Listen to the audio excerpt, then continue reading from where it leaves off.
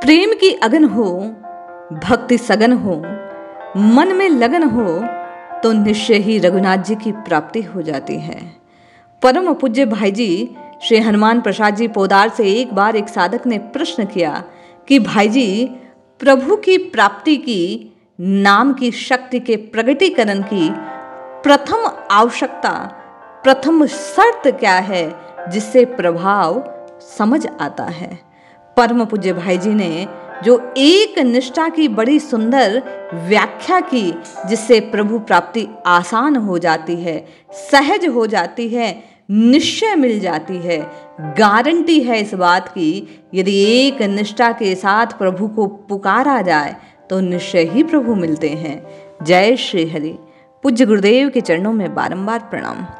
परम पूज्य कहते हैं कि साधक भय और प्रलोभन से बचते हुए एक निष्ठ होकर एक आदर्श साध्य का लक्ष्य रखकर चुपचाप बिना किसी पर आक्षेप किए बस अपने मार्ग पर चलता रहे। और कलिकाल का मार्ग क्या है? कलयुग केवल नाम आधारा, तो नाम जपता रहे, आगे बढ़ता रहे, नित नित नाम को बढ़ाता रहे तो प्रभु से प्रेम बढ़ेगा। और जब प्रेम बढ़ेगा तो प्रेम निधि, करुणा निधि उस परमात्मा की प्राप्ति होगी। परम पूज्य भाई जी कहते हैं कि जिस प्रकार पार्वती जी जब तप कर रही थी, भगवान शंकर ध्यान में मग्न थे, तो भगवान शंकर ने विचार किया कि पार्वती के गौरव को प्रकट करना चाहिए। इसी प्रकार भगवान अपने भक्तों के गौरव को प्रकट करते हैं। पार्वती जी की क्या परीक्षा, वे तो भगवान शंकर की नित्य अर्धांगिनी थी। पर विविध पुराणों में भाई जी कहते हैं कि कथाएं बड़े सुंदर सुंदर रूप में और सुरम्य स्वरूप में प्राप्त होती है। रामचरितमानस की कथा के अंश के माध्यम से हम एक निष्ठा को जानने का प्रयास करते हैं, जिस एक निष्ठा से प्रभु की प्राप्ति होती है। नाम जब स्वतः होता है, प्रभु में दिन दिन प्रेम बढ़ता है। साधकों की ये प्रथम जिज्ञासा रहती है कि क्या किया जाए कि प्रभु से प्रेम हो जाए, प्रभु में प्रेम बढ़ने लगे। तो भैया एक निष्ठा प्रथम शर्त है साधु संत महात्माओं के अनुसार, जो प्रेम को उत्पन्न और वृद्धिमान रखती है। जब पार्वती जी तप कर रही थी तो भगवान शिव ने सप्त ऋषियों को भेजा कि जाओ पार्वती की परीक्षा करो। वे पार्वती जी के पास गए, उनके नेत्र खोलने पर उन्होंने पूछा, क्या कर रही हो? पार्वती जी ने बड़ा सुंदर कहा, महाराज तप कर रही हूँ। उनके कारण पूछने पर बोली, महाराज भगवान शंकर को प्राप्त करना चाहती हूँ। इतना सुनते ही सप्त ऋषि हंस पड़े। बुद्धिमान किसी को देखकर हंसे तो उसकी मूर्खता परिलक्षित होती है।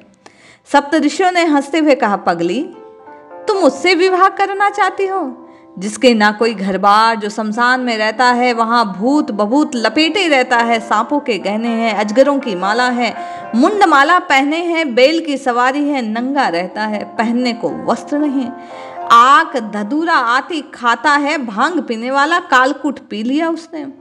पुरुष को पति बनाकर रख तो सुखी होगी। तू भी जड़ प्रतीत होती है, पहाड़ की बेटी जो ठहरी।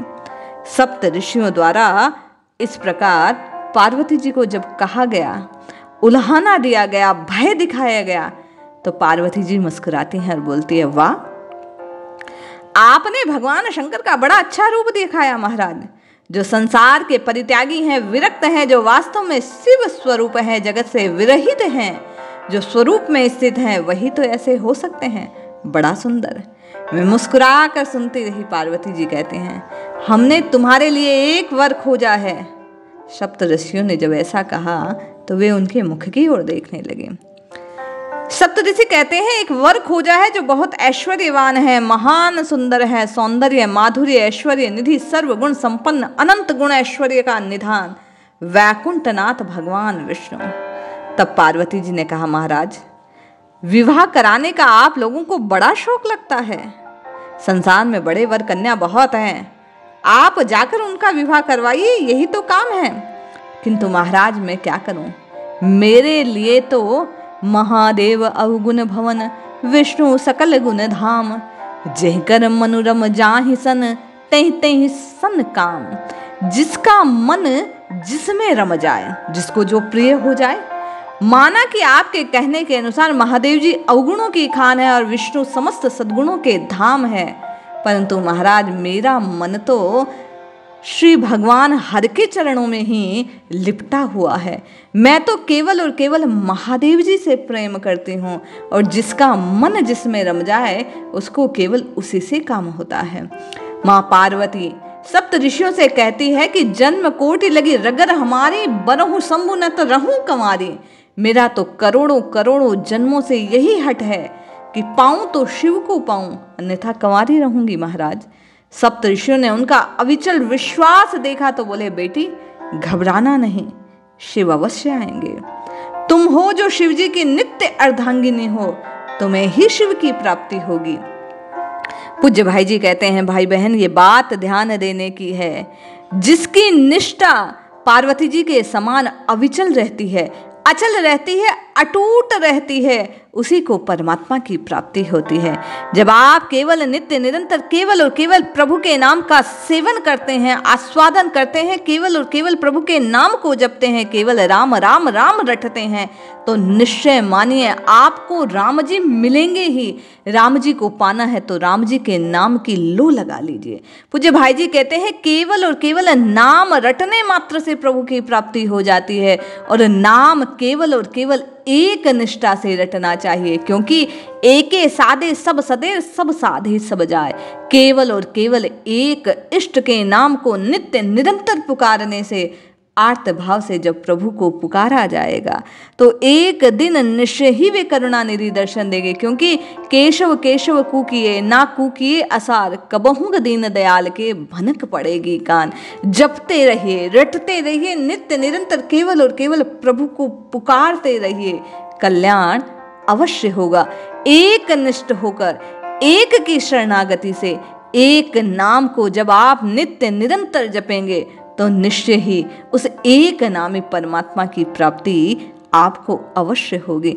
आपका नाम जपना सार्थक होगा, आपको चमत्कारिक अनुभूतियां प्राप्त होगी, आपको दिव्य अनुभव होंगे, आपको परमानंद की प्राप्ति होगी। इसलिए जपिए जपिए जपिए, नित्य निरंतर केवल और केवल प्रभु के नाम को जपिए। जय श्री हरि।